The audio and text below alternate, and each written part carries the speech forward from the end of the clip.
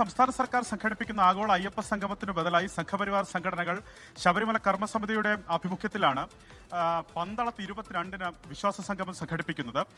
ശബരിമല സംരക്ഷണ സമ്മേളനം എന്ന പേരിലാണ് ഈ വിശ്വാസ സമ്മേളനം സംഘടിപ്പിക്കുന്നത്. അതിൽ പ്രധാനമായി വിശ്വാസത്തോടൊപ്പം വികസനം എന്നതാണ് സമ്മേളനം മുന്നോട്ട് വയ്ക്കുന്ന സന്ദേശം.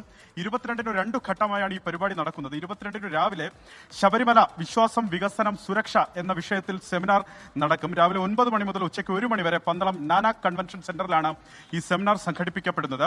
ശബരിമലയിലെ ആചാരാനുഷ്ഠാനങ്ങളുമായി ബന്ധപ്പെട്ടവർ, സംഘടനകൾ, ഹൈന്ദവ സംഘടനകൾ, സാമുദായിക സംഘടനകൾ, സന്യാസികൾ, ക്ഷേത്ര ഭാരവാഹികൾ, വികസനം, സുരക്ഷ എന്നീ മേഖലകളുമായി ബന്ധപ്പെട്ട് പ്രവർത്തിക്കുന്ന വിദഗ്ധർ എന്നിവരിൽ നിന്ന് ഇന്ത്യയിലും അതുപോലെ വിദേശത്തു നിന്നും നിശ്ചയിക്കപ്പെട്ട പ്രതിനിധികളാണ് ഈ സെമിനാറിൽ പങ്കെടുക്കുക. ഉച്ചയ്ക്ക് ശേഷം 3 മണി മുതൽ സ്വാമി അയ്യപ്പൻ നഗറിൽ ഭക്തജന സംഗമം നടക്കും. ഈ സെമിനാറിൽ ക്ഷണിക്കപ്പെട്ടവർക്ക് പുറമെ അയ്യപ്പ ഭക്തരും വിശ്വാസികളും ഭാരവാഹികളും പ്രവർത്തകരും അടക്കം ഏതാണ്ട് 15,000-ഓളം പേർ ഈ സംഗമത്തിൽ പങ്കെടുക്കും എന്നുള്ളതാണ് ലഭിക്കുന്ന വിവരം. ഇതിന്റെ നോട്ടീസ് പുറത്തിറങ്ങിയിട്ടുണ്ട്. ഇതിൽ പ്രധാനപ്പെട്ട കാര്യം ഇതിന്റെ ഉദ്ഘാടകനായി ആരെത്തും എന്നുള്ളതാണ്. ഇതിൽ സംഘപരിവാർ ശ്രമിക്കുന്നത് കേന്ദ്ര ആഭ്യന്തരമന്ത്രി അമിത്ഷാ, ഒപ്പം UP മുഖ്യമന്ത്രി യോഗി ആദിത്യനാഥ് എന്നിവരെയൊക്കെ കൊണ്ടുവരാനുള്ള ശ്രമം അവരുടെ ഭാഗത്ത് നിന്ന് നടത്തുന്നുണ്ട്.